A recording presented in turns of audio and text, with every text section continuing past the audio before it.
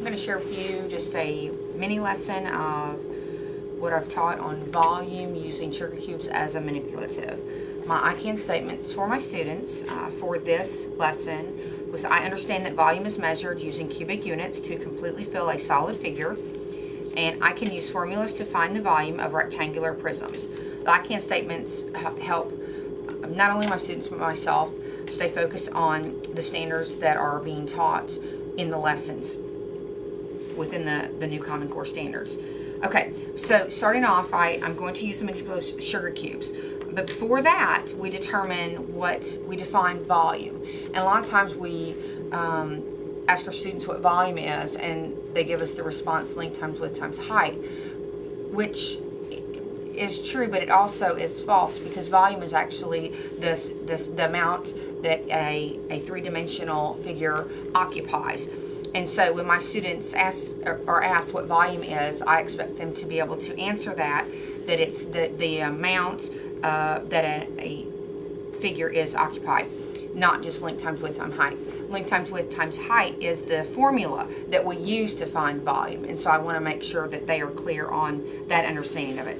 So what I've done is I've borrowed a cereal box from one of my students, and so we used this as a demonstration one day using the manipulative sugar cubes. So here we go. I'm wanting to find out how many sugar cubes will occupy this three-dimensional figure, which is a rectangular prism. So by doing that, I'm going to take the sugar cubes and I want to find the base. Okay, I'm going to borrow one of my friend's pens. And the base consists of the length and the width. Okay, so I'm going to take my sugar cubes and I'm going to find the base. I'm going to find the length and the width on the bottom. So I'm going to line these up.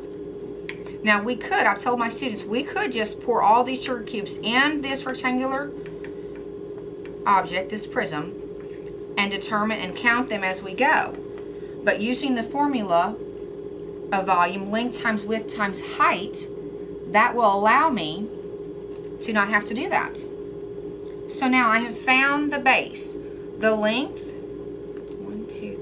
5 cubic units. Okay, I'm going to multiply that by the width, 1, 2, 3, the width. So I now have a base of 15 units. Now, the third dimension obviously is the height, which is going to give you volume. And I'm going to just do one row, and I demonstrate this for my students so they can see that if we do this accurately, we can find the volume of this rectangular prism without filling it up. You have to be careful, because sometimes we knock these over and it's like that game Jenga. But the kids enjoy this. You can use the blocks, as I also have the blocks as well.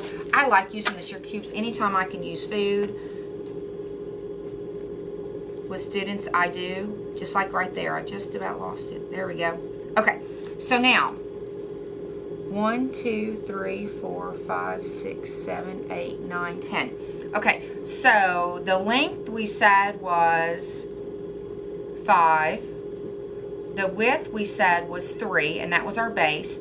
Now we're going to add the height, which is 10. So now I have my length, width, and height. If I multiply those together, that's going to give me the volume for this rectangular prism. So that would be 15 times 10, which 150. Now, cubic units, okay? And we make it very clear to the students that the volume is measured in cubic due to the fact that you have the three dimensions, the length, the width, and the height.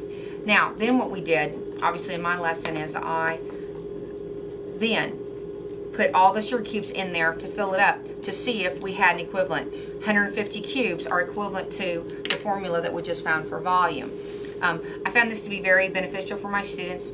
We did other activities. They have their whiteboards with the sugar cubes. They can create their own rectangular prisms and give the volume, partner up with other members in their groups, partner up to double check each other, creating them. And then also another thing that I did was I actually gave them a base and a height and asked them to find the volume for that and to create it on here. So it's just a reverse of what we're doing here. Instead of giving you the cubes to find the length, width, and height.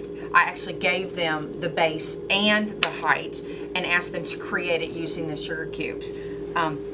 This was my lesson on volume using the manipulative sugar cubes.